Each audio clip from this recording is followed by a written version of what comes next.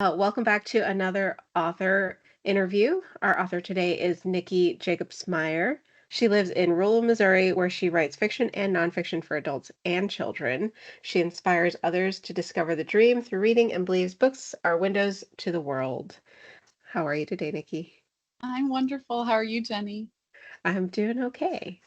So Good. today we're going to talk about Nicki's most recent book, Kentucky's Packhorse, Librarians. Can you tell us a little bit about the book? Sure. So when the Great Depression started, folks were stumbling on hard times, as we know. Many lost their jobs, homes, and they, struggled to support their families. But most of all, people craved hope for the future. And hope arrived with the Packhorse Librarians through FDR's New Deal in 1935. And this year, the Packhorse Librarians are celebrating their 90th anniversary of delivering hope one book at a time to the folks in Kentucky in the hills and hollers of the Appalachian Mountains. Love that. We love a story of hope. Yes, absolutely. What made you decide to write this story? Well, as you said earlier, I'm from rural Missouri.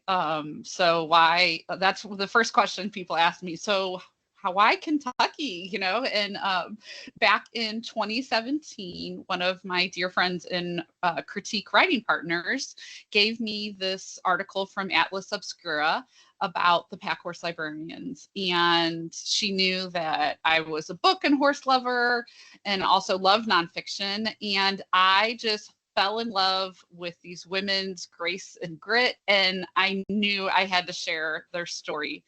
And so after about, I guess, 8 years, finally my book was bought by you all, Arcadia Publishing, which I worked with before on my first book. And it's always an honor to work with your press. It's amazing just how it preserves and honors the men and women and people and stories of our past. So here we are. So it was an article that just kind of snapped my attention, and I lost sleep over it because they were just so amazing, the story and their selflessness of wanting to give people hope and to dream.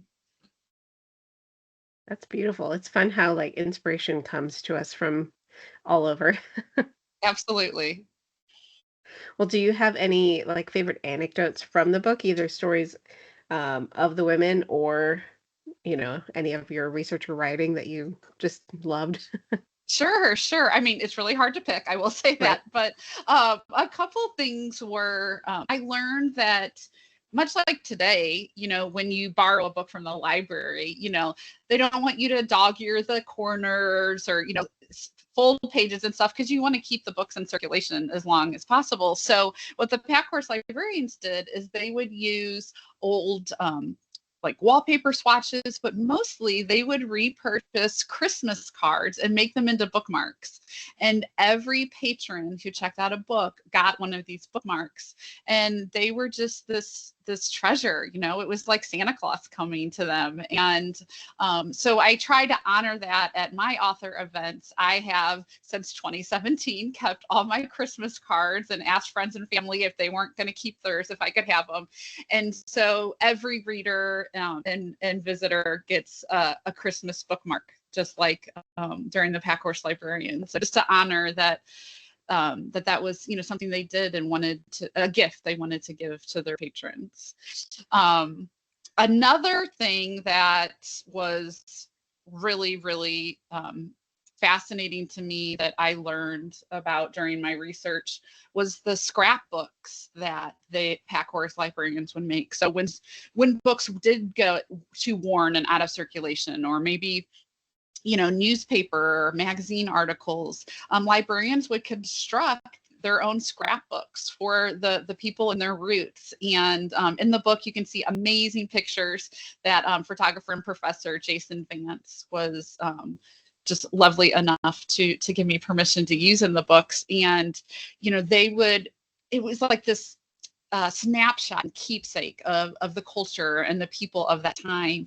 And there would be pictures from magazines, and the patrons would write their own stories. So not only were they reading, but they were creating stories and these memories and just their self-worth of being part of this culture and this community. So at the end of the project, there was over 2,000 scrapbooks made. And there are still some that are held and preserved at the FDR Library in Hyde Park, New York. And they're so much fun. Those are some of my most fun pictures to share in the book. Just kind of like this snapshot of right then and seeing it all. So one of the things that touched my heart the most was the selflessness of these women, just much like today, Southern hospitality and wanting to show gratitude. And these women, when they'd come to deliver books, sometimes their patrons would give them their last scrap of food as a way to show their gratitude.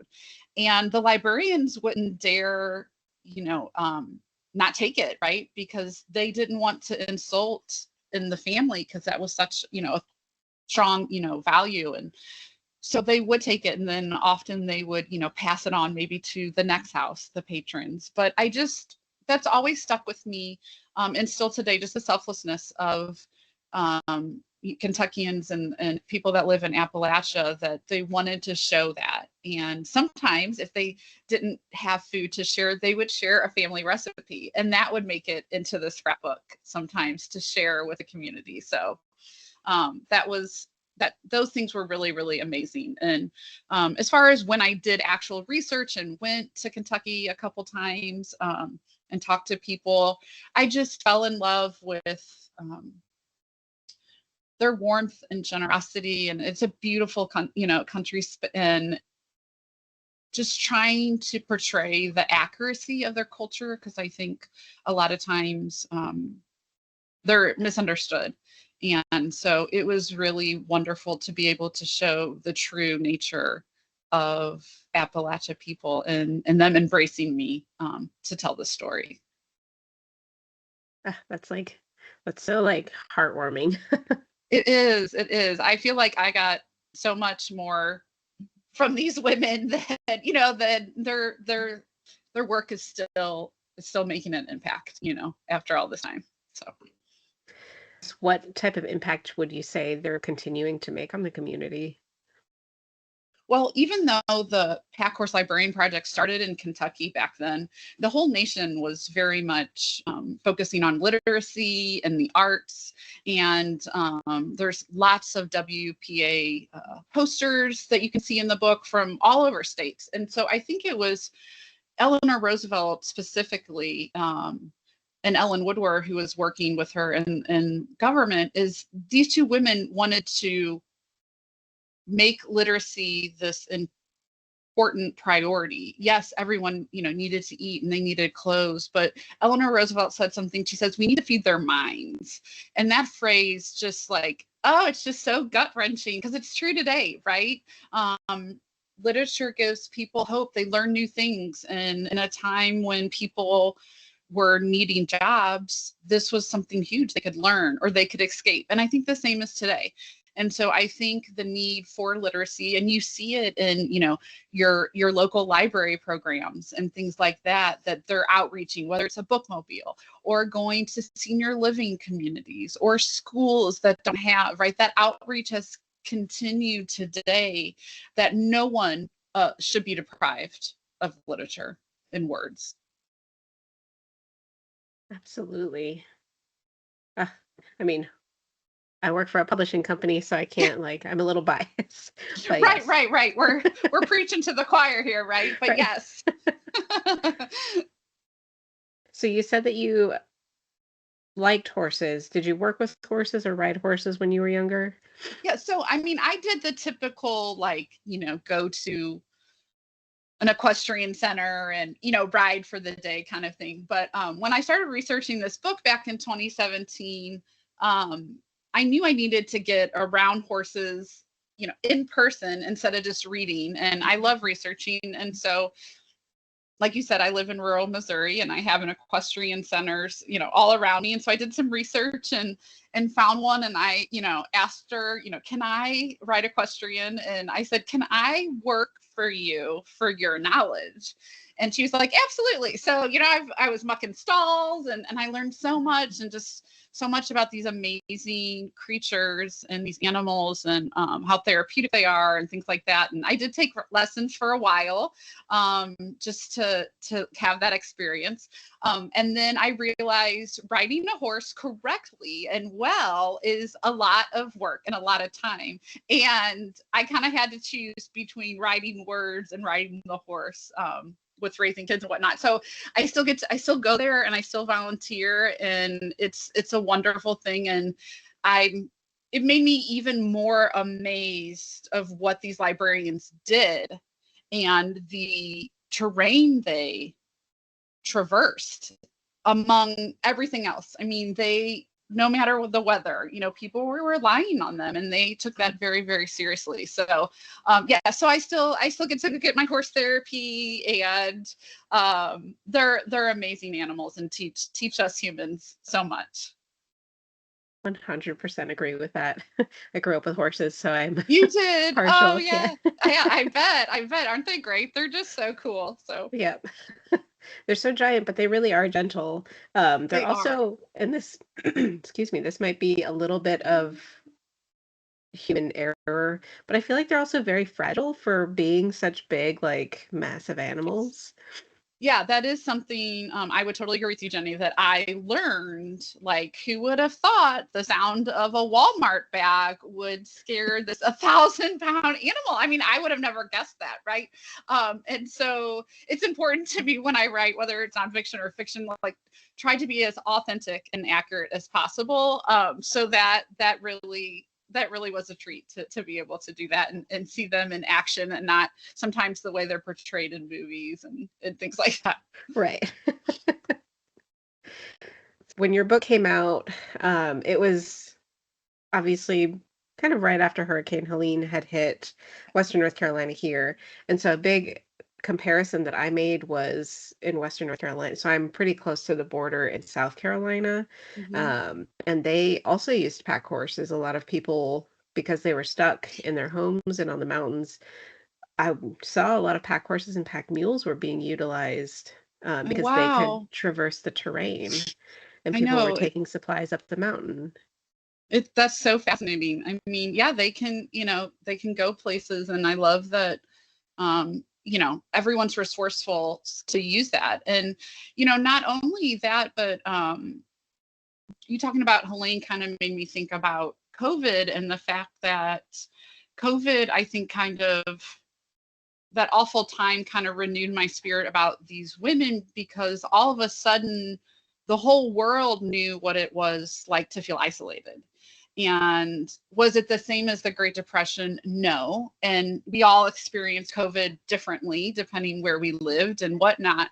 But that feeling that, I mean, I remember when my library closed, you know what I mean? It was like just this panic, and thought, we're not going to be able to go do the things and get the things we need. So I think that we all kind of have an idea of what that might feel like, to have those limitations during hard times, and especially with natural disasters like you all have experienced. So Right.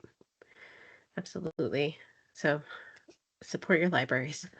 absolutely. Well, and it's interesting that you brought up Helene and being in the Carolinas, because one of the things that I've learned about in the past couple years and gotten behind is a non-for-profit. It's called 21st Century Packhorse Librarians, and their website is packhorse-librarians.org. And they donate and deliver books into the Appalachians. And Kirsten, the starter of this organization, lives in North Carolina, and that she started it with Helene. And she talks about the history of these women, and this spirit of during these hard times. And they have different satellite locations and events throughout Appalachia. And so I always like to mention them, because, and I know there's so many organizations out there, but it's definitely an organization that has the same mindset and goals, that people have lost things, and they want to get books back into their hands. They take new and gently used books, and yeah, packhorse.librarians.org. They're getting ready to start taking donations again. They had a little summer break, and they're getting back at it. So I love that. I love that the tradition has continued, you know. That's yes, and beautiful. it's wonderful too, Jenny, because they also love to acquire books that titles that were being circulated during the Great Depression, which is cool too. And it's a wonderful organization. So, and like I said, I know there's many out there, and I'd love to hear about them for listeners. If you know some, reaching out on social media or my website, nikkijacobsmeyer.com, because I love promoting that stuff, because we all need it, no matter the era or where we're located. Absolutely. Well, it kind of branches me into my next question. What are you working on next? Oh, yeah. Well, I'm very excited that I've got to work with Arcadia for several books now. And my book with Arcadia Children's, it's the Spooky America series, The Ghostly Tales of St. Charles here in Missouri. That comes out July 22nd.